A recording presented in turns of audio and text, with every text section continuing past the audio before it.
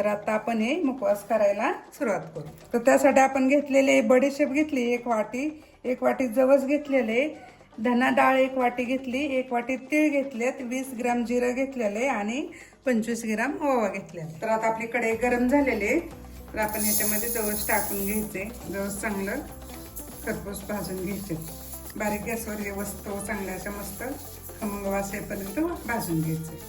तर आता आपली कढई गरम झालेली आहे, तर त्याच्यामध्ये बडीशेप टाकून घ्यायची. जास्त फुल करायचं नाही गॅस, थोडं कमी गॅसवरती भाजायची कलर येईपर्यंत. तर आता आपली बडीशेप भाजून तयार झालेली आहे, रंग बी चांगला आलेला आहे. तर आता हिला काढून घ्यायचे.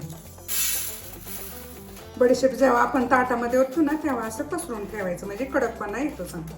त्यानंतर आपल्याला ते जवस भाजून घ्यायचे. जवस हे आपल्याला कमी गॅसवरतीच भाजायचे, जास्त फुल करायचं नाही. तर बघू शकता आपलं जवस पण खूप छान भाजलेलं आहे आणि आवाज पण चांगला मारते.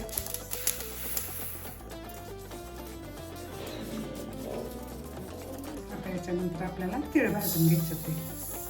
तीळ पण चांगले ब्राऊन कलर येतोपर्यंत भाजायचे. तीळ पण आता आपले भाजलेले, कलरही छान आलेले आहे.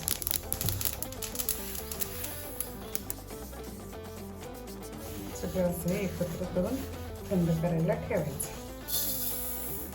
तर आता आपल्याला हे धना डाळ भाजून घ्यायची.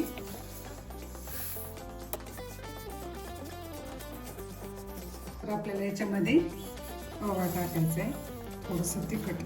ओवा आपला थोडासा तळला की लगेच काढून घ्यायचे.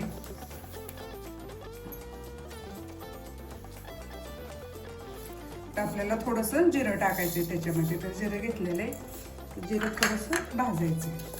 आता आपल्या सगळ्या वस्तू भाजून तयार आहेत. आता आपलं हे जिरं भाजून तयार झालेले आहे, तर ते ह्याच्यामध्ये टाकून घेते. सगळ्या वस्तू आपल्या भाजून पूर्ण तयार झालेले आणि थंडही झालेले. तर आता हे सगळं एकत्र करून बंद बरणीत किंवा डब्यात पॅकमध्ये भरून ठेवायचं.